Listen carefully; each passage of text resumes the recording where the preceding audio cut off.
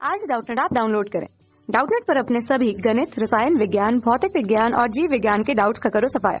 बस प्रश्न की फोटो खींचो, एक ही प्रश्न को क्रॉप करो और तुरंत वीडियो सोल्यूशन पाओ। अभी डाउनलोड करें।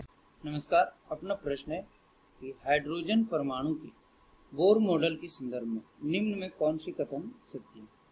पहला कथन दिया हुआ है कि इलेक्ट्रॉन कक्षीय त्रिज्या यदि घटती है यदि नाभिक से दूर असतत कक्षाओं में स्थानांतरित होता है। दूसरा दिया हुआ है कि इलेक्ट्रॉन की दी गई कक्षा की त्रिज्या मुख्य क्वांटम संख्या के समानुपाती होता है। तीसरा कथन दिया हुआ है कि नाभिक के चारों ओर असतत कक्षाओं में इलेक्ट्रॉन कक्ष की आवृत्ति मुख्य क्वांटम संख्या के समानुपाती होती है। और चौथा कथन दिया हुआ है कि इलेक्ट्रॉन जिस बंधक बल से नाभिक से जुड़ा होता है उसका मान बाहरी कक्ष की ओर जाने पर बढ़ता है। तो ये चार कथन अपने पास दिया हुआ है। इन चार कथन में हमें क्या करना है, सही विकल्प चुनना है।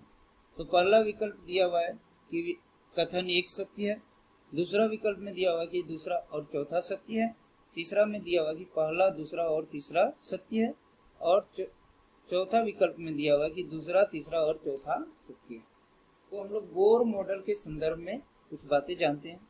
तो बोर ने क्या कल्पना किया कि परमाणु में नाभिक होता है और नाभिक में प्रोटॉन होते हैं। ये नाभिक है और नाभिक के चारों ओर वर्ताकार पथ में क्या होते हैं, इलेक्ट्रॉन गति करते हैं।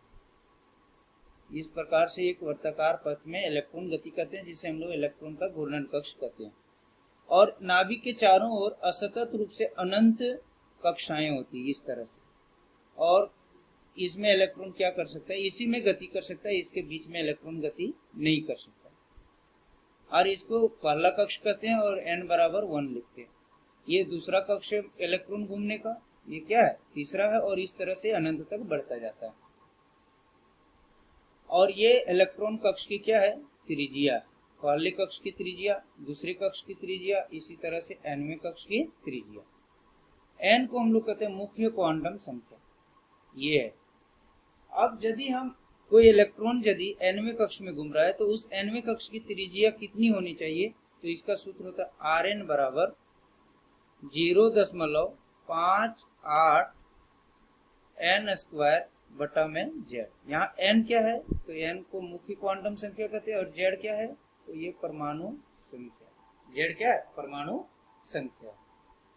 तो ये समीकरण 1 हो गया। उसके बाद यदि हम nवें कक्ष में घूमते हुए इलेक्ट्रॉन की आवृत्ति लिखना चाहें तो आवृत्ति का जो सूत्र होता है F बराबर वो होता है m z स्क्वायर e पर पावर 4 और बटा में 4 epsilon not h n cube. ये समीकरण 2 हो गया। ये किसके लिए हो गया, आवृत्ति के लिए। तो यहाँ पर अब हम लोग कथन पे जाते हैं। तो दूसरा कथन को पढ़ते हैं कि इलेक्ट्रॉन की दी गई कक्षाओं की त्रिज्या मुख्य क्वांटम संख्या के समानुपाती होता है। जबकि यहाँ पर देखो Rn जो है, ये देखो नियत है और Z भी क्या है, नियत है। तो Rn जो है वो क्या है, समीकरण 1 से यदि कहना चाहें तो Rn जो है वो सीधा समानुपाती किसके, मुख्य क्वांटम संख्या के वर्ग का। जबकि कथन में क्या कर रहा है कि क्वांटम संख्या के समानुपाती है, मतलब जो दूसरा कथन है वो क्या है, असत्य है। उसी तरह से यदि हम बात करना चाहें तीसरे कथन का कि नाभिक के चारों ओर असतत कक्षाओं में इलेक्ट्रॉन कक्ष की आवृत्ति मुख्य क्वांटम संख्या के समानुपाती है। जबकि यहाँ पर आवृत्ति को देखें तो यहाँ पर देखो आवृत्ति में क्या है, m होता है इलेक्ट्रॉन का द्रव्यमान। m क्या है, इलेक्ट्रॉन का द्रव्यमान है। z क्या है, z परमाणु संख्या है। e क्या है, इलेक्ट्रॉन का आवेश है। तो ये सब क्या है, अचर संख्याएं। 4 अचर है। एप्सिलॉन नॉट क्या होता है, माध्यम की विद्युतशीलता। और h को कहते हैं प्लांक्स नियतांक। तो ये सभी जो राशियां हैं ये क्या है, अचर राशियां हैं। तो यहाँ से f जो है वो किसके, n क्यूब के व्युत्क्रमानुपाती है, मतलब मुख्य क्वांटम संख्या के व्युत्क्रमानुपाती होता है। कौन, आवृत्ति। जबकि कथन में कह रहा है कि मुख्य क्वांटम संख्या के समानुपाती होती है। तो ये भी कथन क्या हो गया, असत्य हो गया। और चौथा विकल्प में आते हैं कि इलेक्ट्रॉन जिस बंधक बल से नाभिक से जुड़ा होता है उसका मान बाहरी कक्षाओं की ओर बढ़ने पर बढ़ता है। तो यहाँ पर देखो नाभिक में कौन होता है, प्रोटॉन, और प्रोटॉन पर आवेश जो होता है ई होता है प्लस में, और ये जेड हो गया, टोटल आवेश कितना हो गया, जेड। अब मान लो इलेक्ट्रॉन किस में, एनवी कक्ष में घूम रहा है जिसका आवेश क्या है, ई है। तो यहाँ से जो दूरी हो जाएगा वो कितना हो जाएगा, आर एन, एनवी कक्ष की त्रिज्या कितनी है, आर एन। तो इलेक्ट्रॉन और नाभिक के मध्य जो बल लगेगा यदि वो एफ है तो एफ बराबर सूत्र जो होगा वो क्या होगा, एफ बराबर के जेड ई स्क्वायर बटा में आर एन का स्क्वायर। यहाँ के कूलाम नियतांक, के क्या है, कूलाम नियतांक। जेड जो है वो क्या है, परमाणु संख्या है, ये इलेक्ट्रॉन पर आवेश।